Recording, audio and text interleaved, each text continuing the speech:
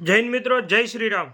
હું છું આપનો હિન્દુ કરણ અને મારે આજે અત્યારે વાત કરવી છે અમરેલી જિલ્લાની. જી હા મિત્રો, અમરેલી જિલ્લાની વાત કરવી છે. જે એક પટેલની દીકરી ઉપર જે અત્યાચાર કરવામાં આવ્યો છે એના માટે મારે આજે વાત કરવી છે. ઘણા સમયથી હાલતું હતું પણ જતો તો એને શું કેસ છે શું નહીં, પણ લેટરકાંડના હિસાબે એક જે પટેલની દીકરી ઉપર થયું છે એ બહુ દુઃખદ ઘટના છે મિત્રો. તો આવું થવું ન જોઈએ.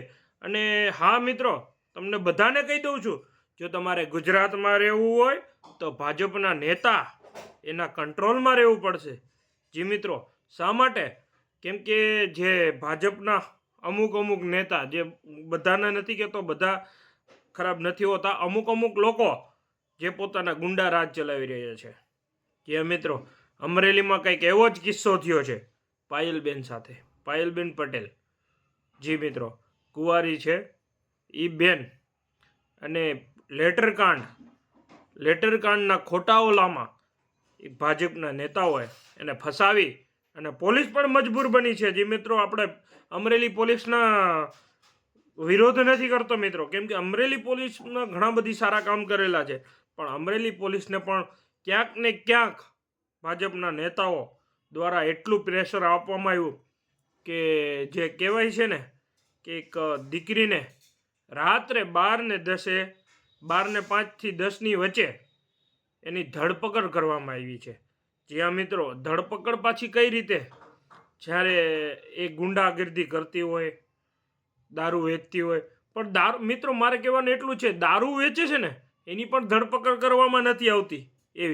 એવી આ દીકરી સાથે, એક પટેલ સમાજની દીકરી સાથે, પાયલબેન સાથે જ્યાં થયું છે, 12:05 રાતે ધરપકડ કરવામાં આવી. તો મિત્રો, નિયમોમાં એવું છે, કોર્ટનો આદેશ એવો છે કે કોઈ પણ બેન દીકરી હોય, સાંજે 6-7 વાગ્યા પછી કોઈ પણ આરોપી હોય લેડીઝમાં, તો લેડીઝની તમે ધરપકડ ના કરી શકો સાંજે 6-7 વાગ્યા સુધી.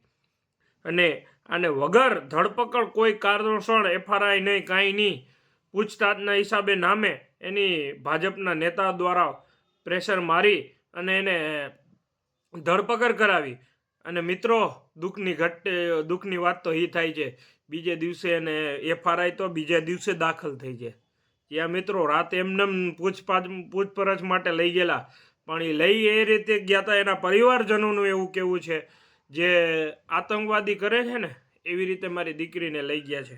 એના પિતાનું કહેવું એવું છે, એના ફેમિલીનું કહેવું એવું છે મિત્રો. અને ઘણો બધો અત્યારે વિરોધ હાલે છે અને મિટિંગો ચાલે છે.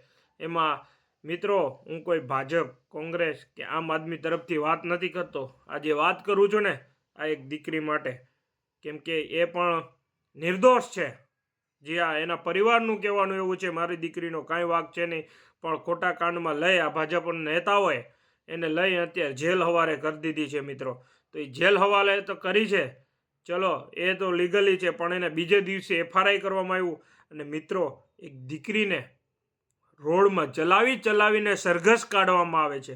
આ ક્યાં સુધી આવું ચાલતું રહેશે મિત્રો? જી, આ ક્યાં સુધી ચાલતું રહેશે? આવા ભાજપના નેતાઓ છે આપણા ગુજરાતમાં. અમુક 1-2-4 નેતાના હિસાબે, 1-2 ભાજપના આવા લોકોના હિસાબે આખા ગુજરાતમાં અત્યારે ડંકો વાગી રહ્યો છે કે જો તમારે ગુજરાતમાં રહેવું હોય તો ભાજપના નિયમ અનુસાર રહેવું જોશે. પોલીસનું પણ નહીં ચાલે મિત્રો.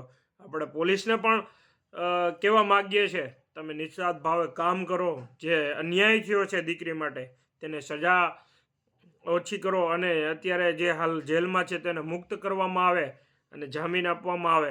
કેમ કે ખોટી રીતે જે ગુનો દાખલ કરાવ્યો છે, આપણે પણ સમજીએ અમરેલી પોલીસનો વાંક નથી, એને પ્રેશરના કારણે બધું કામ કર્યું છે મિત્રો.